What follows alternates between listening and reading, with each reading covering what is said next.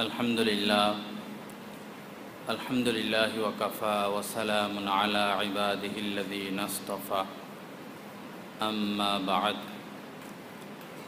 क़ाल अन्नबिय्यु सल्लल्लाहु तआला अलैहि वसल्लम ला यरहमुल्लाहु मन ला यरहमुन्नास व क़ाल अलैहि सलातु वस्सलाम अर्राहिमूना यरहमुहुमुर रहमान इरहमू मन फिल अर्द यरहमुकुम मन फिस समा औ कमा क़ाल अन्नबिय्यु सल्लल्लाहु तआला अलैहि वसल्लम अल्लाहुम्मा सल्लि अला सय्यिदिना व मौलाना मुहम्मद व अला आलि सय्यिदिना व मौलाना मुहम्मद व बारिक व सल्लिम। रसूल करीम सल्लल्लाहु तआला अलैहि वसल्लम बोलेन, ला यरहमुल्लाहु मन ला यरहमुन्नास, যে ব্যক্তি মানুষের প্রতি দয়া করে না, আল্লাহ পাকও তার প্রতি দয়া করেন না। অন্য এক হাদিসে আল্লাহ রাসূল বলেন, আর রাহিমুনা ইয়ারহামুহুমুর রহমান, যারা দয়ালু ব্যক্তি, দয়াশীল ব্যক্তি, মানুষের প্রতি দয়া করেন, অনুগ্রহ করেন, রহমান তাদের প্রতি দয়া করেন, রহমান তাদের প্রতি মেহেরবানি করেন। ইরহামু মান ফিল আরদ, জমিনে যারা আছে, যত কিছু আছে, মানুষ হোক, যে কোনো ধর্মের লোক হোক, গরু ছাগল কীট পতঙ্গ যাই কিছু হোক, আল্লাহ রাসূল বলেন ইরহামু, তোমরা এদের প্রতি রহম করো। ইয়ারহামুকুম মান ফিস সামা, আসমানে যিনি আছেন তাহলে তিনি তোমাদের প্রতি রহম করবেন। সুবহানাল্লাহ, আল্লাহ রাসূলের কথা, কত সুন্দর সুন্দর কথা। জমিনে যারা আছে, আল্লাহ পাকের যত সৃষ্টি আছে, এগুলোর প্রতি তোমরা রহম করো, তো রহমান আল্লাহ পাক তোমাদের প্রতি রহম করবেন। আল্লাহ পাক আমাদেরকে খুব বেশি তৌফিক দান করেন। তো এই যে দয়া করা, সৃষ্টি জীবের প্রতি দয়া করা, সৃষ্টি জীবের উপকারে আসা, এটা আল্লাহ পাকের নির্দেশ, এটা আল্লাহ রাসূলের নির্দেশ, রাসূল করিম সাল্লাল্লাহু আলাইহি সাল্লামের সুন্নত। যারা কীট পতঙ্গ, যারা এই জীব জন্তুর প্রতি নিষ্ঠুর আচরণ করে, প্রকারান্তরে দেখা যায় এরা মানুষের প্রতিও নিষ্ঠুর আচরণ করে, এবং যারা সাধারণ মানুষের প্রতি নিষ্ঠুর আচরণ করে, এদের এই নিষ্ঠুরতা থেকে এদের ফ্যামিলির লোকরাও নাজাত পায় না। তার এই নিষ্ঠুরতার আগ্রাসন তার স্ত্রীর উপর যাইয়াও পড়ে, তার সন্তানের উপর যাইয়াও পড়ে, তার পিতা মাতার উপরেও যাইয়া পড়ে। আল্লাহ পাক আমাদেরকে হেফাজত করেন। আমরা জানি হাদিস শরীফে আসছে, এক মহিলা একটা বিড়ালকে বেঁধে রাখলো, খানাও দেয় না এবং ওই বিড়ালকে ছাড়াও দেয় না, সে যাইয়া কিছু সংগ্রহ করবে। এই বান্দা অবস্থায় বিড়ালটা মারা গেল। এই অপরাধের কারণে আল্লাহ পাক তাকে জাহান্নামে নিক্ষেপ করে দিলেন। পূর্বের জামানায় এরকমও হয়েছে। আল্লাহ রাসূল বলছেন, এক খারাপ মহিলা, সে রাস্তা দিয়ে যাচ্ছে, দেখলো যে একটা কুকুর পিপাসায় কাতর, পিপাসার কারণে সে মাটি চাটতেছে, একটু ভিজা মাটি চাটতেছে যেন জানটা বাঁচানো যায়। এই মহিলা যদিও সে খারাপ, তার মনে দয়া হলো। সে আগের জামানায় চামড়ার মোজা পরত, তার পায়ে থেকে মোজা খুলে তার ওলনা দিয়া পেঁচাইয়া ওই কূপ থেকে পানি উঠাইয়া সেই কুকুরকে পানি, নিজ হাতে পানি খাওয়াইছে, কুকুরের জানটা বাঁচল। এই মহিলা যদিও খারাপ, কিন্তু তার এই আচরণের উপর আল্লাহ এতটা খুশি হয়েছেন, তাকে জান্নাত দান করে দিলেন। এজন্য সৃষ্টি জীবের প্রতি দয়া করা, সৃষ্টি জীবকে অযথা কষ্ট না দেওয়া। অনেকেই এরকম গরু ছাগল লালন পালন করে, তো তাদের শীতের সময় তাদের যেন শীত না লাগে সেই ব্যবস্থা করা। অতিরিক্ত মশা যখন হয়, মশা যেন তাদেরকে কষ্ট না দেয় সেটারও ফিকির করা। হাঁস মুরগি পাললে ঠিক এরকম ব্যবস্থাপনা করা। আরও যারা প্রয়োজনে কুকুর পালে অথবা আরও এরকম কিছু হয়, এদের যেন কোনোভাবে কষ্ট না হয়। যারা গরু ছাগল লালন পালন করে তাদেরও এই সমস্ত ব্যাপারে খেয়াল রাখা। কোরবানির পশুকে যখন কোরবানি করা হয় তো অনেকে দেখা যায় তার জান যাওয়ার আগেই হাত পা কাটা শুরু করে দেয়, চামড়া খোসা শুরু করে দেয়। এটা নেহায়েত অন্যায়, এটা অনেক জুলুম। সে এমনি এখন কষ্টে আছে দুনিয়া থেকে, তার এখন বিদায় নেওয়ার সময়, এখন তাকে বাড়তি কষ্ট না দেওয়া। আল্লাহ আমাদেরকে তৌফিক দান করেন। তো মুদ্রা কথা হলো আমাদের মনকে নরম করা, অন্তরকে নরম করা। আল্লাহ রাসূল সাল্লাল্লাহু আলাইহি সাল্লাম বলছেন, মান নাফাসা আন মুসলিমিন কুরবাতান মিন কুরাবিদ দুনিয়া, কোনো ব্যক্তি যদি মুসলমানদের দুঃখ কষ্ট মুসিবত দূর করে দেয়, নাফাসাল্লাহু আনহু কুরবাতান মিন কুরবি ইয়াউমিল কিয়ামা, আল্লাহ পাক কিয়ামতের ময়দানে তাকে সমস্ত দুঃখ কষ্ট মুসিবত থেকে রক্ষা করবেন। সুবহানাল্লাহ, কত বড় সুসংবাদ! দুঃখ কষ্ট যদি দূর করে দেই তো আল্লাহ কিয়ামতের ময়দানে আমাদের দুঃখ কষ্ট আমাদের থেকে দূর করে দিবেন। ওমান ইয়াসসারা আন মুসিরিন, আল্লাহ রাসূল বলেন, কোনো ব্যক্তি ঋণ নিল, এখন সে সমস্যা আছে, অভাবগ্রস্ত, তো কোনো ব্যক্তি যদি তার থেকে ঋণ পরিশোধের জন্য বাড়াবাড়ি না করে, তাকে একটু ছাড় দেয়, একটু সুযোগ দেয়, আল্লাহ রাসূল বলেন, ইয়াসসারাল্লাহু আলাইহি ফিদ দুনিয়া ওয়াল আখিরা, আল্লাহ পাক এই ব্যক্তির ক্ষেত্রে দুনিয়া এবং আখিরাত উভয় জাহানে সহজ করে দিবেন। তার সমস্ত কাজকর্মের ক্ষেত্রে আল্লাহ পাক আসান করবেন, সহজ করবেন। যদি আমার থেকে কেউ ঋণ নিল, দিতে পারতেছে না সময় মতো, আমি যদি তাকে একটু সুযোগ দেই, সময় দেই, বাড়াবাড়ি চাপ না দেই, তখন আল্লাহ পাক আমার দুনিয়া এবং আখিরাতে সমস্ত কর্মকাণ্ডের ক্ষেত্রে আল্লাহ সহজ করে দিবেন। মান সাতারা মুসলিমান সাতারাল্লাহু ফিদ দুনিয়া ওয়াল আখিরা, একই হাদিস। আল্লাহ রাসূল বলেন যে দুনিয়াতে কোনো মুসলমানের দোষ ত্রুটি গোপন রাখবে, ওমান সাতারা মুসলিমান সাতারাল্লাহু ফিদ দুনিয়া ওয়াল আখিরা, আল্লাহ পাক দুনিয়া এবং আখিরাতে তার সমস্ত দোষ ত্রুটি গোপন রাখবেন। এখন আমরা তো গীবত থেকে বাঁচতে পারি না, গীবত করতেই ভালো লাগে। শয়তান একদিন এক হাতে ছাই আর এক হাতে মধু নিয়ে হাঁটতেছে, তো এক বুজুর্গ ব্যক্তি তাকে দেখলো। আগের জামানার শয়তানকে দেখা যাইতো, অনেকে দেখতো। তো বুজুর্গ ব্যক্তি বলল, এই শয়তান, তুই এক হাতে মধু আর এক হাতে ছাই নিয়ে ঘুরুস, তোর ব্যাপার কি হয়েছে? তো শয়তান বলল যে যারা গীবত শুরু করে এদের মুখে মধু লাগাইয়া দিই, যেন গীবত করে মজা পায়। বাস্তবেই দেখবেন বিরিয়ানি খাইতেও অত মজা নাই, হ্যাঁ, গিরিলার নান রুটি খাইতেও অত মজা লাগে না, গীবত করতে যত মজা লাগে। কি স্বাদ! আল্লাহ আমাদেরকে হেফাজত করে। মধু লাগাইয়া দেয় ইবলিস। আর ছাই, ইবলিস বলল যে এতিমের প্রতি সবাই মেহেরবানি করবে, দয়া করবে, তার ভবিষ্যৎ নিয়ে ফিকির করবে। ইবলিস বলে, আমি এতিমের মুখে ছাই মেখে দিই, যেন মানুষ তার প্রতি বিরক্ত হয়, অসন্তুষ্ট হয়, তার প্রতি কোনো দয়া মায়া না করে। বাস্তবেই দেখেন, যারা এতিম হয়ে যায় অটোমেটিকলি তাদের মধ্যে কেমন যেন একটা অন্যরকম আচরণ অনুভব হয়, তখন মানুষ আর তাদের প্রতি খেয়াল রাখে না, তাদের প্রতি অন্তরে আর দয়া রাখে না। আল্লাহ আমাদেরকে হেফাজত করেন।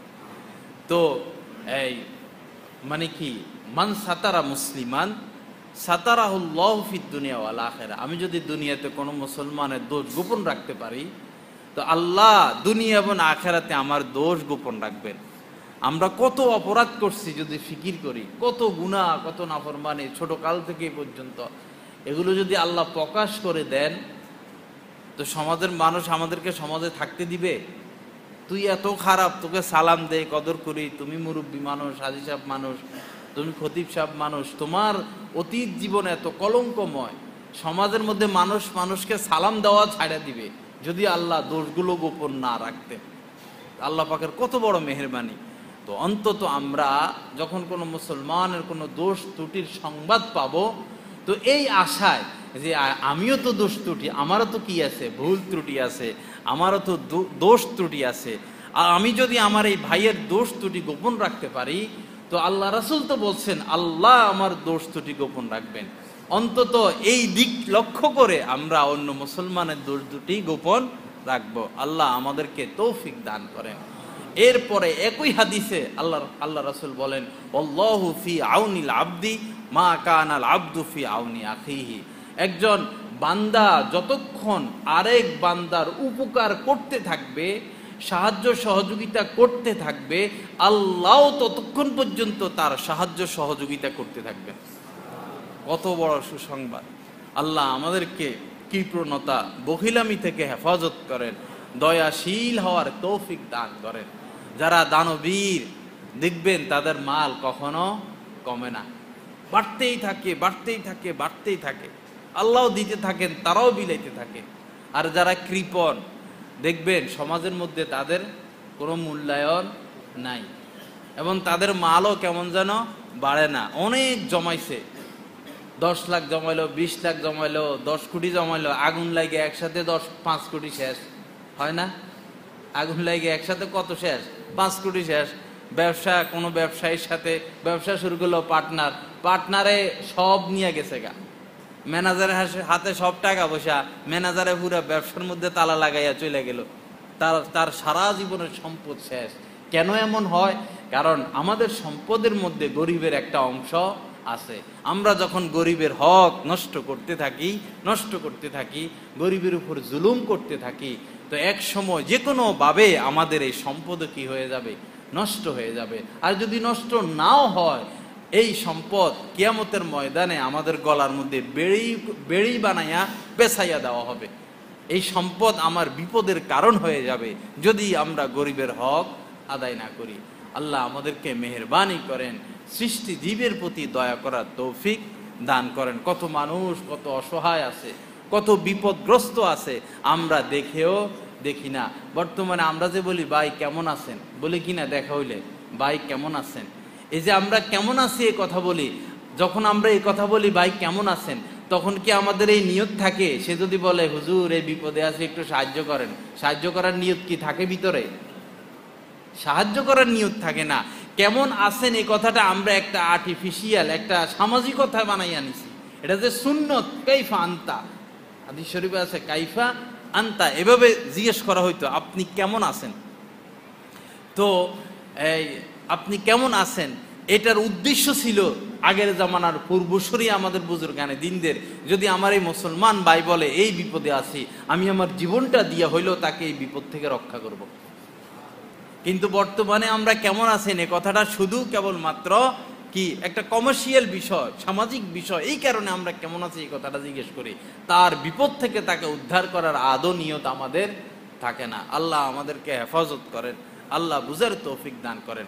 আল্লাহ রাসূল সাল্লাল্লাহু আলাইহি সাল্লাম বলেন, আল খলকু ইয়ালুল্লাহ, সমস্ত সৃষ্টি জীব, যত সৃষ্টি জীব আল্লাহ সৃষ্টি করছেন, সমুদ্রের মধ্যে, জমিনের ভিতরে, আকাশের উপরে, সেই 7 আসমানে যত কিছু আল্লাহ সৃষ্টি করছেন, কত সৃষ্টি করছেন এটার হিসাব তো আমাদের কাছে নাই।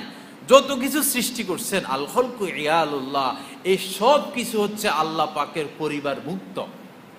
সব কিছু কি আল্লাহ পাকের, সমস্ত সৃষ্টি জীব আল্লাহ পাকের পরিবারভুক্ত। ফাআহাব্বুল খলকি ইলাল্লাহি মান আহসানা ইলা খলকিহি, আল্লাহ রাসূল বলেন যে তো এই সমস্ত সৃষ্টি জীবের মধ্যে আল্লাহ পাকের নিকট ওই ব্যক্তি প্রিয় যে আল্লাহ পাকের পরিবারভুক্ত এই সৃষ্টি জীবের সাথে দয়া করে, মেহেরবানি করে। ফাআহাব্বুল খলকি ইলাল্লাহি মান আহসানা ইলা ইয়ালিহি, আল্লাহ পাকের এই পরিবারভুক্তদের সাথে যে ভালো আচরণ করবে, আল্লাহ পাকের নিকট সেই ব্যক্তি সবচেয়ে উৎকৃষ্ট, উত্তম। আল্লাহ আমাদেরকে তৌফিক দান করেন, আল্লাহ আমাদের অন্তরকে নরম করিয়া দেন।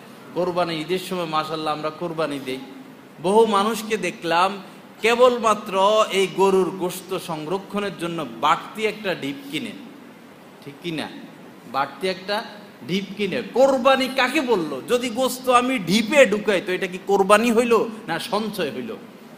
যেভাবে আমরা দরজা গেট বন্ধ করে দিই কোরবানি দিয়া, এই যে গরুর গোশতগুলো, এগুলো খাইয়া সুস্থ হয় না অসুস্থ হয় মানুষ? সব ইনজেকশনের না, ক্ষতিকর না? এগুলো যদি আমি বিলি করে দিতে পারতাম তখন কোরবানি হইতো। পয়সা খরচ কইরা পশু কিনলাম এক কোরবানি, পশু জবাই কইরা বিলি করে দিলাম আরেক কোরবানি, তখন আল্লাহ পাক খুশির উপর খুশি হইতেন। কিন্তু আমরা তো সেটা করি না। আমরা তো দিন দিন নিষ্ঠুর হয়ে যাইতেছি। পিরিজে ঢুকাইয়া গোস্তগুলো পচামো, তারপরও গরিব দুঃখীকে দিব না। ফ্রিজেতে ঢুকায় যে অধিকাংশ গোস্ত হইতে পয়সা যায়, আর রাখতে রাখতে এগুলো স্বাদ আর বাকি থাকে। কিন্তু এই বিষয়টা আমাদের মাথায় আসে না। আল্লাহ পাক আমাদের অন্তরে দয়া দান করেন, হ্যাঁ, মেহেরবানি করেন, দয়াশীল হওয়ার তৌফিক দান করেন। হযরত আব্দুল্লাহ ইবনে মুবারক রহমতুল্লাহ আলাইহি, যিনি ইমাম বুখারীর ওস্তাদ ছিলেন, মুহাদ্দিস, বহু হাদিসের কিতাবে তার নাম আসতেই থাকে। এত উচ্চ মানের মুহাদ্দিস, আল্লাহ পাকের ওলি এবং দায়ী এবং মুজাহিদ, উনার গুণ সিফাতের অভাব নাই। এবং তিনি দানবীরও ছিলেন। অঢেল সম্পদ তিনি দান করতেন। শত শত মানুষকে নিয়ে হজে যাইতেন, একা নিজে খরচ চালাইতেন একা। তো এক সময় আব্দুল্লাহ ইবনে মুবারক হজে রওনা হলেন, বিশাল বড় কাফেলা, বিশাল বড় কাফেলা। তো তাদের সাথে মুরগি ছিল পথে খাওয়ার জন্য। একটা মুরগি পথে মারা গেল। মারা যাওয়ার পরে মুরগিটা একটা ডাস্টবিনে ফেলে দেওয়া হলো। আব্দুল্লাহ ইবনে মুবারক পিছে ছিলেন। তিনি দেখলেন একটা মেয়ে এসে এই মুরগিটাকে, এই মরা মুরগিটাকে নিয়ে তার জামার ভিতরে লুকাইয়া বাড়ির দিকে দৌড়ে পলাইয়া গেল। আব্দুল্লাহ ইবনে মুবারক কাফেলা দাঁড়া করাইলেন, তোমরা থামো। উনি গোপনে গোপনে পিছে গেলেন, কি করে দেখলো যে তাদের মানে অবস্থা অনেক শোচনীয়, অনেক শোচনীয়। তিনি আস্তে আস্তে গেলেন, যে ধরলেন মেয়েটাকে, কেন তুমি এই মরা মুরগিটা আনলা? মেয়ে তো বলতে রাজি হয় না। অনেক পিড়ির পর মেয়ে বলল, আমাদের সংসারে ইনকাম করার কেবলমাত্র আমার পিতা ছিলেন, আয় রোজগার করতেন। অনেক দিন হলো আমার পিতা মারা গেছেন, এখন সংসারে আয় করার কেউ নাই। আমরা এখন না খেয়ে মরার মতো অবস্থা আমাদের। আমি আর আমার মায়ের অবস্থা এখন এরকম যে এই মৃত জিনিস খাওয়া আমাদের জন্য হালাল। যার কারণে যারাই কোনো মৃত জন্তু এই ময়লা স্থানে ফেলে দেয়, আমি উঠাইয়া নিয়ে আসি এবং আমরা এই খাইয়ে আমি আর আমার মা জীবন যাপন করি। আল্লাহু আকবার। হযরতে আব্দুল্লাহ ইবনে মুবারক রহমতুল্লাহ আলাই কাফেলাকে থামাইলেন, ম্যানেজারকে ডাক দিলেন, তোমার কাছে কত টাকা আছে? অনেক বড় অঙ্ক ছিল, অনেক বড় অঙ্ক। বললেন, নফল হজ করার কোনোই প্রয়োজন নাই, আমরা দেশে ফিরে যেতে যে কয় টাকা লাগে এই টাকা রেখে সব টাকা এই মেয়েকে, এই ফ্যামিলিকে দিয়ে দাও। হজের যাত্রা বন্ধ করে দিলেন, যে নফল হজ করার প্রয়োজন নাই, মানুষের উপকারে আসো। সমস্ত সম্পদ এই মেয়েকে দিয়া হজ থেকে ফিরে চলে গেলেন। এর নাম হচ্ছে দয়া। যারা সৃষ্টি জীবের প্রতি দয়া করবে, আল্লাহ পাক তাদের প্রতি দয়া করবেন। আর রহিমুনা ইয়ারহামুহুমুর রহমান, যারা দয়াশীল, অনুগ্রহশীল, আল্লাহ পাক তাদের প্রতি দয়া করতেই থাকেন, করতেই থাকেন। আর আমি যদি নিষ্ঠুর হই, আমি যদি কঠোর চিত্তের অধিকারী হই, আমার বন্ধু কামাবো, হ্যাঁ অনেক কামাবো, হাসপাতালের বেডিংয়ে শুইয়া অর্ধেক শেষ, যা কামাইলাম অর্ধেক শেষ, ছেলের বিপদে অর্ধেক শেষ, ওই কাজে অর্ধেক শেষ, ওই কাজে অর্ধেক শেষ, যোগ বিয়োগ মাসের শেষে দেখা যায় তেমন কিছু থাকে না, বরকত হয় না, মালের মধ্যে বরকত হয় না, কারণ এই মালের মধ্যে গরিবের অংশ আছে। আল্লাহ পাক আমাদেরকে তৌফিক দান করেন। আল্লাহর রাসূল পৃথিবীর সবচেয়ে শ্রেষ্ঠ দানবীর ছিলেন, তার মতো এরকম দানবীর দুনিয়াতে আর কখনো আসবে না। জীবনে কোনো দিন কোনো গরিব লোক, কোনো দরিদ্র লোক, কেউ ঋণ চাইছেন, ধার চাইছেন, কাউকে আল্লাহ রাসূল কখনো খালি হাতে ফিরান নাই। একমাত্র ব্যক্তি হচ্ছেন আমাদের নবী রাসূল করিম সাল্লাল্লাহু আলাইহি সাল্লাম।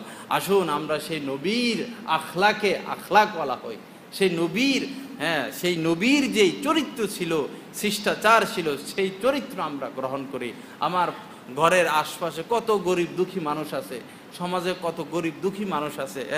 অনেক সময় এরকম আছে যে আয়ের কোনো উৎস নাই, 10 জোরে 10টা টাকা করে দিলে পুরো এলাকার মানুষ কিছু সাহায্য সহযোগিতা করলে তারা স্বাবলম্বী হয়ে যায়, চলার মতো একটা অবস্থা হয়ে যায়। কিন্তু এরকম উদ্যোগও নাই, আর এরকম দেওয়ার মন মানসিকতাও নাই। এরকম উদ্যোগওয়ালা লোকও থাকা দরকার। একজন মানুষ বিপদে পড়লো, অ্যাক্সিডেন্ট হলো, মোটা অঙ্কের টাকা দরকার, সকলেরই সাহায্য করা দরকার। কেউ এক বাহিনী এরকম তৈরি হবে, তারা ধারে ধারে যাবে, মানুষের থেকে সাহায্য নিবে, এরপর সাহায্য দিয়ে তাকে সোজা করে দিবে। এই তো আমাদের আখলাক হওয়া উচিত। আল্লাহ আমাদেরকে হেফাজত করেন। আমরা গরিব রাষ্ট্র হইতে পারি, কিন্তু আমাদের মধ্যে ধনী লোকের অভাব নাই। আমরা 10-এ যদি 10 টাকা করেও দেই, এই আরাকানের লোক খাইয়া শেষ করতে পারবে? বাংলাদেশের মানুষ 10 টাকা করে দিলে আরাকানের লোক খাইয়া শেষ করতে পারবে? কিন্তু আমাদের পকেট থেকে কি 10টা টাকা বাইর হয়? 10 টাকা তো দূরের কথা, আশ্রয়টুকু দেওয়ার সেই হিম্মত আমাদের হয় না। এত সংকীর্ণ হয়ে গেছে আমাদের মন, এত এত জুলুম, এত নির্যাতন, এত অভিনব পদ্ধতিতে তাদেরকে শেষ করতেছে, ধ্বংস করতেছে, নিপাত করতেছে। সারা দুনিয়া চুপ, আমরা মুসলমানরাও চুপ। কোথায় আমাদের সেই ইমানের পাওয়ার? কোথায় সে খালেদ রাদিয়াল্লাহু তাআলার হুঙ্কার? কোথায় সে উমরের হুঙ্কার? কেন নিস্তব্ধ হয়ে গেল? শুধু আমরা নফস নফস নফস, শুধু আমরা নিজের ধান্দা বুঝি, নিজের বিষয়টাই বুঝি, নিজেকে নিয়ে চিন্তা করতে করতে আমরা শেষ। আল্লাহ আমাদেরকে হেফাজত করেন, আল্লাহ আমাদেরকে তৌফিক দান করেন। হযরত আব্দুর রহমান ইবনে আউফ যখন হিজরত করে মক্কায় আসেন, হিজরত করে আল্লাহ রাসূল তাকে হযরত সাদ ইবনে রাবি রাদিয়াল্লাহু তাআলার সাথে ভ্রাতৃত্ব বন্ধন করে দেন, যে সে তোমার ভাই আজকে থেকে। আনসারি হচ্ছে যারা মদিনায় ছিলেন, সাহাবাদেরকে সাহায্য করছেন, তারা হলো আনসারি। আর মুহাজির মানে যারা মক্কা থেকে মদিনায় আসছেন, তাদেরকে বলে কি? মুহাজির, যারা হিজরত করে আসছেন। তো আব্দুর রহমান ইবনে আউফ কি মক্কা থেকে আসছেন, আসার পর আল্লাহ রাসূল হযরত সাদ ইবনে রাবির সাথে তার ভ্রাতৃত্ব বন্ধন করে দিয়েছেন। ভ্রাতৃত্ব বন্ধন মানে কি? তোমার ঘর যদি 2টা থাকে, এই আব্দুর রহমানের একটা, তোমার একটা। তোমার যদি জমিন 2টা থাকে, আব্দুর রহমানের একটা, তোমার একটা। তোমার পকেটে যদি 10 টাকা থাকে, আজকে থেকে আব্দুর রহমানের অর্ধেক, তোমার অর্ধেক। এটার নাম ছিল ওই সময় ভ্রাতৃত্ব সম্পর্ক সৃষ্টি করে দেওয়া। হযরত সাদ ইবনে রাবি বললেন, ভাই আমার অনেক সম্পদ, আল্লাহ পাক আমাকে অনেক সম্পদ দান করছেন, আজকে থেকে আমার সম্পদ, আমার যত জমিন আছে, যত বাগান আছে, আমার অর্ধেক আর তোমার অর্ধেক। আমার 2জন স্ত্রী আছে, এই 2জন স্ত্রীর মধ্যে তোমার যাকে পছন্দ হয়, আমার একজন থাকবে, আর একজনকে তুমি নিয়ে যাবে, আমি তাকে তালাক দিয়ে দিব। দেখেন কি মন মানসিকতা ছিলেন, কি আখলাকওয়ালা, কি চরিত্রওয়ালা ছিলেন। হযরতে আব্দুর রহমান ইবনে আউফ বললেন, আমি খুব খুশি হইলাম তোমার এই ব্যবহারে, তুমি আমাকে বাজার দেখাইয়া দাও, বাজার দেখায় দাও। তিনি বাজারে গেলেন, আসা যাওয়া করলেন, ব্যবসা বাণিজ্য শুরু করলেন। এর দ্বারা তিনি তার যে অভাব ছিল, দুঃখ কষ্ট ছিল, এই অভাব দুঃখ কষ্ট দূর হয়ে গেল। আল্লাহ আমাদেরকে বুঝের তৌফিক দান করেন। হযরতে জাবের রাদিয়াল্লাহু তাআলা আনহু বলেন, আনসারি আর মুহাজির যখন এই মক্কা থেকে সাহাবারা দলে দলে মদিনায় চলে আসছিল, তখন আল্লাহ রাসূল মদিনার সাহাবাদেরকে বলছেন যে মক্কার যারা সাহাবী তোমাদের দেশে আসছে, তারা তোমাদের মেহমান। আজকে থেকে তোমাদের সম্পদ তোমাদের অর্ধেক আর তাদের অর্ধেক। সাহাবারা বললেন, ইয়া রাসূলুল্লাহ, তাহলে আমরা জমিন ভাগ করে দিই, তারা তারা জমিন অর্ধেক তারা চাষাবাদ করুক, আমরা চাষাবাদ করি। আল্লাহ রাসূল বললেন, মক্কার যারা সাহাবী তারা ব্যবসা বাণিজ্য জানে, তারা কৃষি কাজ জানে না, অতএব কৃষি কাজ তোমরা করবা, ক্ষেত খামার তোমরা করবা। ফসল যখন উৎপন্ন হবে, ভাগ করার ক্ষেত্রে মক্কাওয়ালাদেরকে অর্ধেক দিয়ে দিবা, আর তোমরা অর্ধেক রাখবা। সাহাবারা এই কথা শুনে বলছেন, সামি'না ওয়া আতানা, যা শুনলাম তাই মেনে নিলাম। সুবহানাল্লাহ। ক্ষেত নিজেদের, শ্রম নিজেদের, অর্থ ব্যয় নিজেদের, কিন্তু ফসল বাগাবাগির ক্ষেত্রে আমরা অর্ধেক রাখবো আর মক্কার সাহাবারা অর্ধেক রাখবে। ঠিক তাই হয়েছে। যখন জমিন চাষাবাদ শেষ হয়েছে, এরকম খেজুর গাছে খেজুর হইতো, যখন ফলন তারা পাড়তেন, আইসা 2 ভাগ করতেন। 2 ভাগ করে তারা কি করতেন দেখেন, হিকমত দেখেন। 2 ভাগ করে 1 ভাগের মধ্যে খেজুর বেশি রাখতেন, 1 ভাগের মধ্যে খেজুর বেশি রাখতেন, আরেক ভাগে খেজুর কম রাখতেন। তো যারা মক্কার সাহাবী, তারা তো অবশ্যই কম ভাগ নিবে, তারা তো কম ভাগে নিবে। তো তারা যেন ভাগের ক্ষেত্রে জিতে যায়, মক্কার সাহাবারা যেন খেজুরের ভাগের ক্ষেত্রে জিতে যায়, এজন্য মদিনার সাহাবারা খেজুরের ভিতরে ভিতরে ঢাল, বিভিন্ন খোসা টোসা দিয়া এই ভাগকে বড় করতেন। ভিতরে কি ঢুকাই দিতেন? খেজুরের ঢাল, পাতা পুতা দিয়া খেজুরের অন্যান্য জিনিস দিয়া এই ভাগকে বড় করতেন। আর যেটা ওই আগে বড় ছিল এটা তো এখন ছোট হয়ে গেছে। এটার মধ্যে অরিজিনাল সব খেজুর, কোনো ঢাল নাই। আর এটার মধ্যে সব ঢাল ভিতরে, দেখতে অনেক বড়। তো মক্কার সাহাবারা আয়েশা ভাবতেন যে আমার আনসারি সাহাবাদের বড় ভাগের দরকার, সব তো তাদেরই, তো তারা ছোট ভাগ নিতেন দেখা, বড় ভাগ নিতেন না। মূলত কারা বড় ভাগ নিয়ে নিতেন? মক্কার সাহাবারাই এই বড় ভাগের অধিকারী হয়ে যেতেন, বেশি খেজুরের অধিকারী হয়ে যেতেন। এরকম মন মানসিকতা আল্লাহ পাক মদিনার সাহাবাদেরকে দান করছিলেন। এখনো বর্তমানে মদিনায় যারা আছেন, এখনো যারা বেশিরভাগই গ্রামে গঞ্জে চলে গেছে, শহরে থাকে না তারা, তাদের সেই মন, সেই আখলাক, সেই চরিত্র আজও বর্তমান আছে।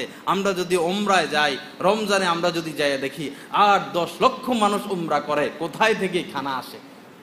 কম দামি খেজুর, যে দস্তরখানার মধ্যে যে খেজুরগুলো দেওয়া হয়, মদিনার শ্রেষ্ঠ খেজুর, মক্কার শ্রেষ্ঠ খেজুর নিয়া কত লক্ষ লক্ষ মানুষ, হাজার হাজার মানুষ এভাবে দাঁড়াইয়া থাকে, চোখের মধ্যে পানি ঝরতে থাকে। তাদের এক কথা, এক চাওয়া যে আমার থেকে খেজুরটা গ্রহণ করুন, আমার দস্তরখানায় বসুন। আরবরা আজ পর্যন্ত তাদের সেই মেহমানদারি ধরে রাখছে, চোখে তাদের পানি চলে আসে যদি তাদের দস্তরখানা যাইয়া কোনো বিদেশি কোনো হাজি সাহেব যদি যাইয়া বসে। তাদের সেই অনুগ্রহ, তাদের সেই হাজিদের প্রতি, মুসাফিরদের প্রতি সেই প্রেম ভালোবাসা আজও অটুট আছে। কিন্তু আমরা নামকে মুসলমান, আমরা শুধু নামে মুসলমান, সেই দয়া, সেই মায়া আমাদের মধ্যে আজও নাই, আজও নাই, আজও নাই। আল্লাহ আমাদেরকে সেই মায়াওয়ালা, অনুগ্রহশীল হওয়ার তৌফিক দান করেন। সেই আখলাক যেন আমরা অর্জন করতে পারি, সেই চরিত্র যেন আমরা অর্জন করতে পারি। এজন্য বাবা, একবারের জন্য হইলেও মদিনায়, মক্কায় রমজানের সময় যাইয়া আল্লাহ পাকের এই লীলা খেলা দেখা। কোথায় থেকে আসে 8-10 লক্ষ আরো বেশি মানুষের খাদ্য কোথায় থেকে আসে? এই উন্নত জুস, অরিজিনাল খেজুর, অরিজিনাল খানাগুলো কোথায় থেকে আসে? দুনিয়া সরকারি ভাবেও তো না, আসতেই থাকে অপুরন্ত। কোথায় থেকে যে আসে, কে দস্তরখানা বিষয়, কে দস্তরখানা উঠায়, কে ব্যবস্থাপনা করে, সরকারও জানে না, কোনো পাবলিকও জানে না। আল্লাহ আমাদেরকে এরকম দয়াশীল হওয়ার তৌফিক দান করেন। আমাদের দেশেও বিভিন্ন জায়গায় আছে, যখন মানুষ ইফতার করতে বসে একজন আরেকজনকে ডাকতে থাকে, ভাই খাইয়া তো মানুষ অসুস্থ হয়, খাইয়া তো অসুস্থ হয়। যেই প্রকৃত মুমিন, সে নিজে নয়, আরেক মুমিনকে 1 কাপ চা খাওয়াইয়া সে বেশি খুশি হবে। যে মুমিন মুসলমান, সে ব্যাংকে 10 টাকা জমা দিয়া নয়, কোনো ভাইকে 10 টাকা উপকার করে সে বেশি আনন্দিত লাভ করবে, যদি সে প্রকৃত মুমিন হয়। যদি সে প্রকৃত মুমিন হয়। আল্লাহ আমাদেরকে এরকম দয়াশীল হওয়ার তৌফিক দান করেন। আসুন আমরা আগ্রহীশীল হই, আমরা 2 হাতে দান করার সেই মন মানসিকতা আমাদের মধ্যে যেন এসে যায়। সেই নবীওয়ালা সিফত, সেই নবীওয়ালা আখলাক, গরিবের পাশে দাঁড়ানোর সেই তৌফিক যেন এসে যায়। আল্লাহ রাসূল বলছেন, লাইসাল মুমিন আল্লাযী ইয়াশবাউ ওয়া জারহু জাইউন আলা জামবিহি। ওই ব্যক্তি মুমিন নয় যার প্রতিবেশী ক্ষুধার্ত। ওই ব্যক্তি লাইসাল মুমিন, ওই ব্যক্তি মুমিন নয় যার প্রতিবেশী ক্ষুধার্ত, যার ঘরের লোক ক্ষুধার্ত আর সেই পেট ভরে খানা খায়।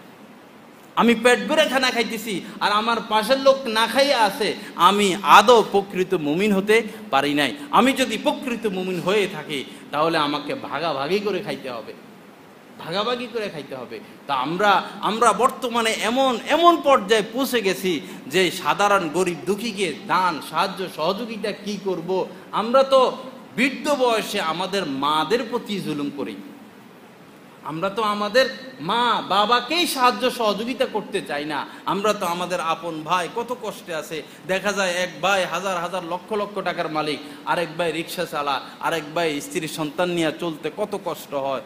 এরকম তো জায়গায় জায়গায় এরকম দেখা যায়, কিন্তু এই ভাইয়ের অন্তরে সামান্য পরিমাণও ওই ভাইয়ের প্রতি দয়া লাগে না।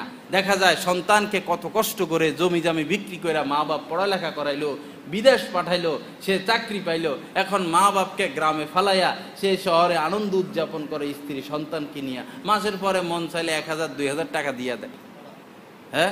1000-2000 টাকা দিয়ে দেয়। আপনাদের এই এলাকার এক লোক বহুত কষ্ট করে ছেলেকে ডাক্তার বানাইলো, এই বেচারা ডাক্তার হইলো, ডাক্তার এক মেয়েকে বিবাহ করলো, শহরে খুব আনন্দের সাথে জীবন যাপন করে। এদিকে মা বাবা অনেক ঋণ হয়ে গেছে। এক পর্যায়ে যাইয়া এই মা বাপ ভিখারির মতো সন্তানের দুয়ারে গেল, সন্তানের কাছে গেল ভিখারির মতো, যা বললো যে তোমাকে লেখাপড়া করাইতে গিয়া অনেক জমি বিক্রি করা লাগছে, আমরা অনেক টাকা ঋণ আছি, তুমি আমাদের এই ঋণগুলো পরিশোধ করো। ওই ডাক্তার ছেলে বলল, মাসে মাসে তো কিছু দেই, যদি বাড়াবাড়ি করো ওইটাও দেওয়া বন্ধ করে দিব। এই কথা বলে দিল। এই মা বাবার মুখের উপরে।